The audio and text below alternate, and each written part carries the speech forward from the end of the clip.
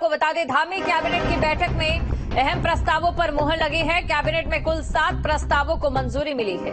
देहरादून, हरिद्वार, रुड़की में स्थापित होंगे पारिवारिक न्यायालय। इको टूरिज्म के लिए नई पॉलिसी बनेगी। वन पंचायतों को सशक्त किया जाएगा और स्वच्छ गतिशीलता नीति को मंजूरी दी गई है। तो बड़ी खबर आपको हम बता रहे हैं, देहरादून, हरिद्वार, रुड़की में पारिवारिक न्यायालय शामिल होंगे। कुछ ऐसे फैसले हैं जिन पर आज मुहर लग चुकी है। इको टूरिज्म के लिए नई पॉलिसी बनेगी, ये बड़ी खबर आपको बता दें। तो इको टूरिज्म के लिए भी नई पॉलिसी बनेगी। वन पंचायतों को भी सशक्त किया जाएगा। तो आज धामी कैबिनेट के बड़े फैसलों में जहां नई नीति स्वच्छ गतिशीलता नीति 2024 को लेकर, वहीं दूसरी तरफ विकास ऑपरेटर्स और सिटी बसों को भी हटाया जाएगा। तो सीएनजी गाड़ी लेने में 50% तक की सब्सिडी दी जाएगी। इतना ही नहीं, स्क्रैप किए बिना गाड़ी देंगे तो 40% सब्सिडी भी दी जाएगी। सीएनजी गाड़ी लेने के लिए कैपिटल सब्सिडी भी दी जाएगी। ये तमाम फैसले हैं जिन पर आज मुहर लगी है। खबर पर अधिक जानकारी के साथ अजीत राठी इस समय हमारे साथ जुड़ चुके हैं, तो सीधा उनके पास चलते हैं और जानने की कोशिश करते हैं कि आज की जो बैठक रही काफी ज्यादा खास थी।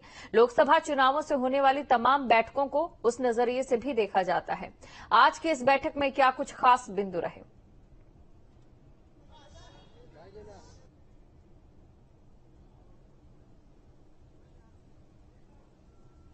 आज मंत्रिमंडल ने लिए हैं और उनमें जैसे हरिद्वार, रुड़की और देहरादून में जो पारिवारिक न्यायालय है, जो परिवार न्यायालय है, चूंकि वहां पर परिवार के झगड़ों का, फिसाद का इनका निस्तारण होता है, तो वहां कुछ पदों का सृजन किया गया है ताकि चीजें स्मूथली हो सके, काम टाइम पे चल सके। और इसके अलावा इको टूरिज्म को बढ़ावा देने के लिए भी जो वन पंचायतें हैं उनको सक्रिय करने के लिए एक अलग से पॉलिसी लाने की बात कही गई है। और इसके अलावा परिवहन विभाग की जो एक नई स्क्रैप पॉलिसी, जिसका भी आप जिक्र किया आपने और जो अपने दर्शकों को बताया कि जो स्क्रैप की जो पॉलिसी है, जो पुराने डीजल वाहन हैं, अगर वो उनको रिप्लेस करते हैं तो उस पर सब्सिडी होगी। अगर वो रिप्लेस नहीं करना चाहते हैं तो उस पर भी सब्सिडी होगी, थोड़ा कम होगी।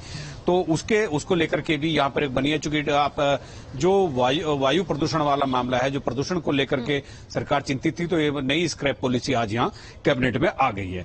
तो परिवहन विभाग में भी ग्रीन ट्रांसपोर्ट मोबिलिटी पॉलिसी के तहत प्रोत्साहन के लिए इसमें भी एक 50% सब्सिडी का एक इन्होंने प्रोविजन रखा हुआ है।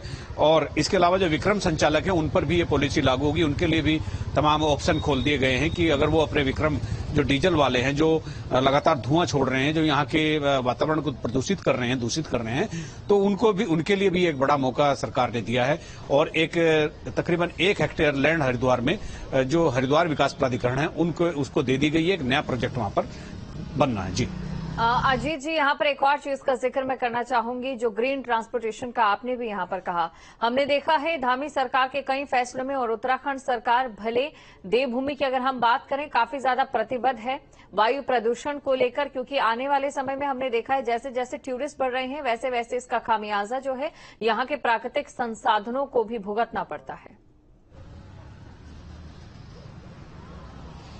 जी बिल्कुल, देखिए ये जो ग्रीन पॉलिसी है, इससे चूंकि आप ये देखिए कि सर्वाधिक पोल्यूशन अगर शहरों में होता है वो ट्रांसपोर्टेशन से होता है। ट्रांसपोर्ट में भी वो कैटेगरी है वाहनों की जो बहुत पुरानी हो चुकी है, और उस पुरानी कैटेगरी में भी जो डीजल के वाहन हैं वो सबसे ज्यादा प्रदूषित कर रहे हैं। सरकार की प्रायोरिटी ये है कि जो प्रदूषण फैला रहे हैं जो वाहन, या जो मतलब एक तरह से उनकी लिमिट पार होने को है, डीजल वाले हैं, तो वो ज्यादा दिक्कत कर रहे हैं।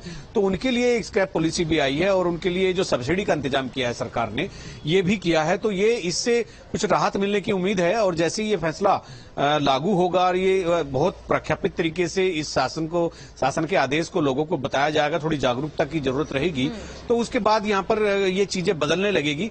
अभी भी हम देखते हैं शहर में जो ये इको वाहन है, जो इलेक्ट्रिक वाहन है, उनकी संख्या धीरे धीरे बढ़ रही है। अभी जितना पहले होता था उतना अब नहीं है, लेकिन अभी भी बड़ी संख्या में डीजल के पुराने वाहन यहाँ दौड़ रहे हैं जो प्रदूषित कर रहे हैं वातावरण को। जी शुक्रिया तमाम जानकारी को दर्शकों तक पहुंचाने के लिए। और चलिए अब रुक करेंगे अगली बड़ी खबर की